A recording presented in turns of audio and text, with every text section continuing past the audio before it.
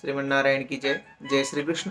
आइए आज हम जानते हैं भगवान विष्णु के उन 16 नामों के विषय में जिनका स्मरण करने से सभी प्रकार के संकट दूर हो जाते हैं और जिस भी हम कार्य को कर रहे हैं उस कार्य में हमें लाभ प्राप्त होता है। यदि हम औषधि ले रहे हैं, दवाइयाँ खा रहे हैं, तो उस समय हमें भगवान विष्णु का नाम लेना चाहिए, जिससे वह दवाई शीघ्र हमारे रोगों को दूर करे। अन्न ग्रहण करते समय हमें भगवान जनार्दन का नाम लेना चाहिए, जिससे वह भोजन हमारे लिए पुष्ट हो। शयन करते समय भगवान पद्मनाभ का नाम लेना चाहिए, जिससे हमें सुख पूर्वक निद्रा आवे।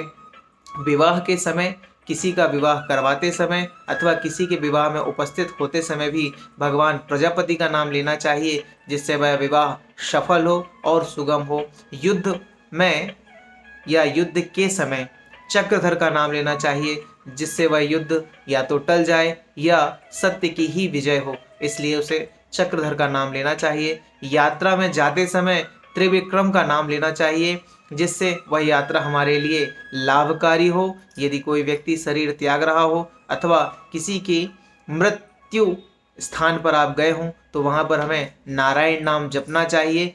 पत्नी के साथ यदि हम हैं तो उस समय हमें भगवान श्रीधर का नाम जपना चाहिए। नींद में यदि बुरे स्वप्न आते हों या आ रहे हों तब हमें गोविंद का नाम स्मरण करना चाहिए। संकट के समय पे कोई संकट आ जावे तब हमें मधुसूदन नाम स्मरण करना चाहिए। जंगल में जाते समय या ऐसा कोई रास्ता हो जहाँ जाते समय कोई समस्या समझ में आ रही हो तब हमें भगवान नृसिंह का नाम स्मरण करना चाहिए। यदि अग्नि का संकट सामने दिखाई दे रहा हो तो भगवान जलाशयी का नाम स्मरण करना चाहिए।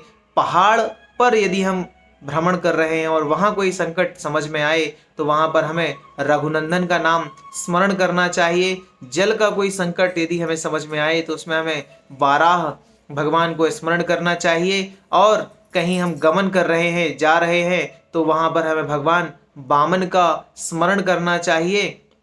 और साथ ही यदि हमारे लिए कोई अत्यधिक समस्या बन गई हो तो उस समय हमें भगवान माधव का नाम स्मरण करना चाहिए। जय श्रीमन नारायण। इस प्रकार के नामों का स्मरण करने से हमारे सभी प्रकार के कष्ट दूर होते हैं। जय श्रीमन नारायण। जय श्री कृष्ण।